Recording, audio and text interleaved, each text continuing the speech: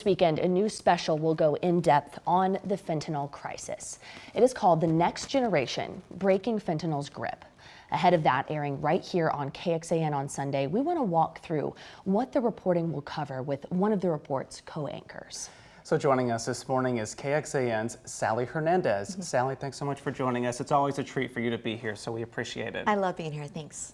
So talk to us about this special. We mentioned the name of that there, and you shine a spotlight on the loss caused by fentanyl to so many families across the country, but that hits very close for one woman here in Central Texas.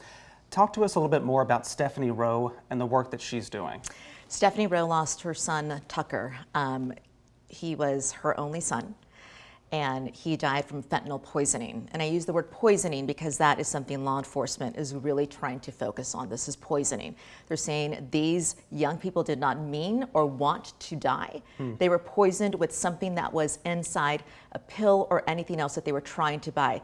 A lot of the time it was Vicodin or hydrocodone or anything that you would think would come in a pill, but this is laced with fentanyl.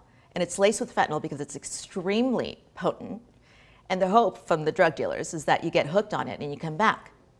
People are dying and they're never coming back. And so this is a special about different parents who are trying to make a change. Stephanie Rowe is at the Capitol today, maybe this week. She helped pass Tucker's Law, which requires education of fentanyl in schools. And so she's going back because she's saying, well, you forgot to fund it. I need some money to fund it. So she's over there walking, as you see, to the Capitol. Her story is so incredible in her fight to raise awareness. What are some of the other efforts happening? We know it's not just her. What are some other efforts to make people aware of the dangers of fentanyl? We traveled a lot over the country to find what other families are doing. They've created what they call a grief network. California families, a family in Portland, the Epsteins were kind enough to invite us to their home. They lost their son, Cal.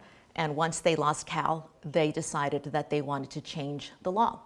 But they started out with the school board and the school principal saying, hey, can you please educate kids about fentanyl? And it was a quick yes from everybody. And they got so much support that they were able to take it to the state legislature and it passed. So now fentanyl education is taught to all kids in the state of Oregon. And you also learned about coaches even playing a part in all of this, in addition to these families.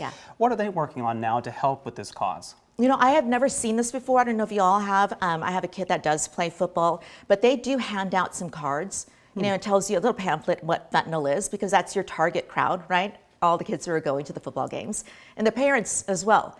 So some of these coaches got together and they are calling themselves Coaches versus Overdoses. And so you'll see a lot of these cards being handed out at football games, not only in Central Texas, but all over the United States. And not to give it away too much, but we do talk to a football great who is taking care of his grandson because his daughter died from fentanyl, or son-in-law died from fentanyl, I should say. So many stories to be told, and Sally, thank you so much for the work you did on this project, but also for coming on to share a little bit of the behind the scenes of all the conversations you had. We really appreciate it. I really appreciate you guys letting me tell this story. It's really dear to my heart, so thank you. I know so many people at home are wondering when they can watch this special. So The Next Generation, Breaking Fentanyl's Grip, airs this Sunday at 6 right here on KXAN. You do not want to miss these stories. It'll also be available on our website and on KXAN Plus afterwards. Sally, thank you again.